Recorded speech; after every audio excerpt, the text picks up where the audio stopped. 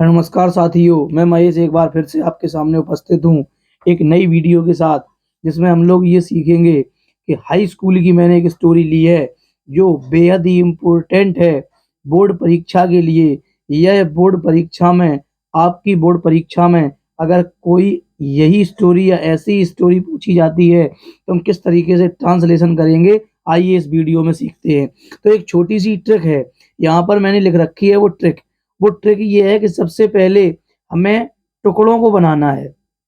आपके सामने कोई ना कोई एक सेंटेंस लिखा होगा जिसमें टुकड़ों को बना लेना है। जैसे कि यहाँ पर लिखा है, एक ईमानदार व्यक्ति सदैव न्याय और सच्चाई के पथ का अनुसरण करता है।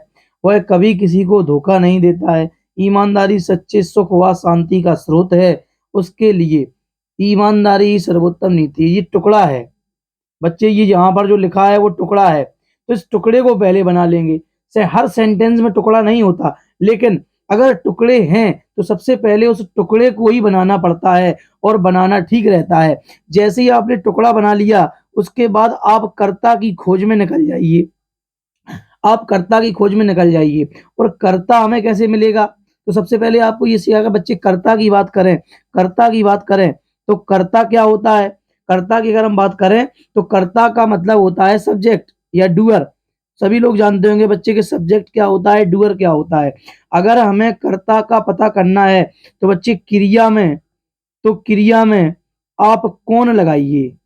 क्रिया में आप कौन लगाइए, आपको सब्जेक्ट का पता चल जाएगा। जैसे कि एक ईमानदार व्यक्ति सदैव न्याय और सच्चाई के पथ का अनुसरण करता है। तो कौन अनुसरण करता है? तो बच्चे एक ईमानदार व्यक्ति ये करता हो गया। वह कभी किसी को धोखा नहीं देता है। तो कौन कभी किसी को धोखा नहीं देता है? तो आप कहेंगे कि वह, तो ये करता हो गया। ईमानदारी सच्चे सुख व शांति का स्रोत है। तो कौन सच्चे सुख व शांति का स्रोत है? तो बच्चे आप कहेंगे ईमानदारी। उसके लिए ईमानदारी ही सबसे उत्तम नीति है। तो कौन सबसे उत्तम नीति है? तो आप कहेंगे ईमानदारी। तो कर्ता का पता लगाइए। कर्ता का जैसे ही आपको पता लग जाए, तुरंत आप पीछे जाइए, दौड़ के पीछे जाओ। तो पीछे जब आप जाएंगे तो पीछे आप ये देखेंगे कि यहाँ पर लिखा है अनुसरण करता है, धोखा देता है, स्रोत है, उत्तम नीति है। तो जैसे ही आप पीछे गए तो आपने ये जान लिया कि हमारे सेंटेंस में अगर हम पहले देखेंगे तो पता चल जाएगा कि कौन सा टेंस है।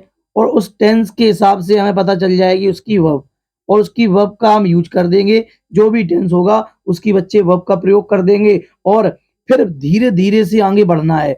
धीरे धीरे से क्रिया लिखी, उसके आगे चलेंगे, फिर उसके आगे चलेंगे, फिर उसके आगे चलेंगे, फिर उसके आगे, और आपका वाक्य बन जाएगा। किस तरीके से बनेगा तो आइए देखते हैं। एक ईमानदार व्यक्ति सदैव न्याय और सच्चाई के पथ का अनुसरण करता है। तो ट्रिक से बनाएंगे तो टुकड़े टुकड़े इसमें है, कोई टुकड़ा नहीं है इसमें। तो हमने फिर कर्ता की ओर गए। कौन कौन पथ का अनुसरण करता है? एक ईमानदार व्यक्ति। तो बच्चे यहां लिखेंगे ए ऑनेस्ट व्यक्ति की होती है मेन। और कई सारे बच्चे यही गलती कर देते हैं, क्योंकि बच्चे ऑनेस्ट के साथ हम एन का प्रयोग करते हैं। इसका प्रयोग करते हैं, एन का प्रयोग करते हैं। इसलिए मैंने पहले नहीं लिखा कि आप गलती कर जाएंगे। An honest man. उसके बाद हमने क्या सीखा है? कर्ता का पता चल गया। अब क्रिया की तरफ दौड़ो। क्रिया कैसे पता चलेगा? मैंने बताया क्रिया क्रिया आपके पीछे जब जाएंगे पता चलेगा कि अनुसरण करता है। तो ता है, ती है, किसी क्रिया के अंत में मिल जाए बच्चे तो प्रेजेंट इंडेफिनिट टेंस माना जाता है।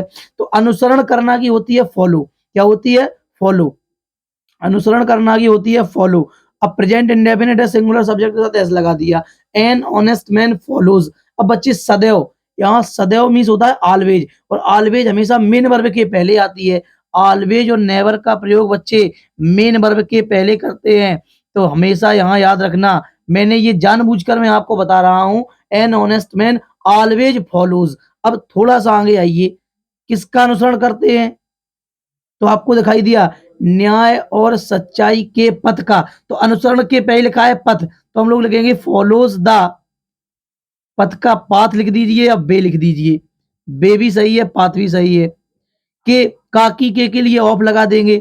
न्याय और सच्चाई, तो पाथ ऑफ या वे ऑफ, न्याय की होती है जस्टिस एंड सच्चाई की होती है ट्रुथ। क्या होती है बच्चे? ट्रुथ। तो इस तरीके से आपका वाक्य बन गया, an honest man always follows the path of justice and truth, the way of justice and truth. उसके बाद अगला सवाल है, अगला सेंटेंस है, वह कभी किसी को धोखा नहीं देता है। तो वह कभी किसी को धोखा नहीं देता है। बच्चे धोखा लिखा है, धोखा नहीं देता है। तो कौन कभी किसी को धोखा नहीं देता है? तो वह के लिए बच्चे क्या लिखेंगे? वह के लिए लिखेंगे हम ही। क्या लिखेंगे? ही। उसके बाद कभी नहीं, तो कभी नहीं को इकट्ठा लिख देते हैं, और कभी नहीं के लिए बच्चे नेवर का प्रयोग करते हैं। किसका प्रयोग करते हैं? नेवर का। अब धोखा देना, अर्थात ये टेंस कौन सा है? पीछे का देखा, प्रेजेंट इंडेफिनिट टेंस। धोखा देना की होती है डिसीव, हमने लिखा DECEIVE। बच्चे ध्यान रखना, स्पेलिंग भी पूछी जाएगी आपसे। तो ही सिंगुलर सब्जेक्ट है तो डिसीव्स कर देंगे, ही नेवर डिसीव्स। किसे? किसी को। तो बच्चे किसी की होती है समवन, लेकिन जब नोट या नेगेटिव वर्ड हो तो हम लिखते हैं एनीवन। क्या लिखते हैं? एनीवन। तो इस तरीके से सेंटेंस आपका बन जाएगा, ही नेवर डिसीव्स एनीवन, वह कभी किसी को धोखा नहीं देता है। ईमानदारी सच्चे सुख व शांति का स्रोत है। तो सच्चे सुख व शांति का स्रोत कौन है? ईमानदारी। तो यह करता हो गया। ईमानदारी के लिए बच्चे लिखते हैं ऑनेस्टी। क्या लिखते हैं? ऑनेस्टी। बिल्कुल, ऑनेस्टी ईमानदारी का मतलब होता है, स्रोत है। तो ये सवाल जो है वो बच्चे आपके सामने लिखा है, वो प्रेजेंट इंडेफिनिट का सिंपल प्रेजेंट का सवाल है। तो हम यहां लिखेंगे इज। स्रोत के लिए होती है सोर्स, तो द सोर्स, द सोर्स। किसका? काकी के लिए ऑफ। सच्चे सुख, ट्रू सुख की बच्चे होती है हैप्पीनेस, ट्रू हैप्पीनेस। व एंड, उसके बाद शांति, तो शांति की होती है बच्चे पीस। क्या होती है? पीस। तो सवाल बन जाएगा, honesty is the source of true happiness and peace. यहाँ पे हैप्पीनेस न लिखो तो आप कंफोर्ट लिख दीजिए। क्या लिख दीजिए? Comfort, COMFORT। कंफोर्ट का मतलब भी बच्चे होता है सुख। क्या होता है? सुख, इसका भी मतलब होता है। उसके बाद लिखा है उसके लिए, तो सबसे पहले क्या बनाएंगे? सबसे पहले बनाएंगे टुकड़ा। क्या बनाएंगे? टुकड़ा। अब उसके लिए, तो for him, for him, for him, comma. ईमानदारी सबसे उत्तम नीति है। बच्चे ये सेंटेंस आपने पढ़ा होगा, honesty is the best policy. बिल्कुल सही। देखा, करता क्या है? ईमानदारी। तो ईमानदारी के लिए बच्चे क्या लिखेंगे? ऑनेस्टी। फिर है इज, सबसे उत्तम नीति, सबसे उत्तम। तो ये सुपरलेटिव डिग्री है बच्चे। सुपरलेटिव डिग्री के पहले आर्टिकल द का प्रयोग होता है। तो honesty is the best policy. नीति के लिए क्या लिखेंगे? नीति का मतलब होता है पॉलिसी, और सबसे उत्तम तो द बेस्ट। तो for him honesty is the best policy, या फॉर हिम आप लास्ट में भी लिख सकते हैं। तो बच्चे ये एक स्टोरी थी जिसे मैंने सेंटेंस के फॉर्मेट में लिख लिया। सेंटेंस के फॉर्मेट में समझाने के लिए मैंने इसे लिख लिया, और मैंने आपको बताया किस तरीके से स्टोरी को बनाना है। एक एक चीज को मैंने अच्छे से क्लियर किया है। अब आप क्या करेंगे? प्रैक्टिस करेंगे, 2-3 स्टोरीज बनाएंगे।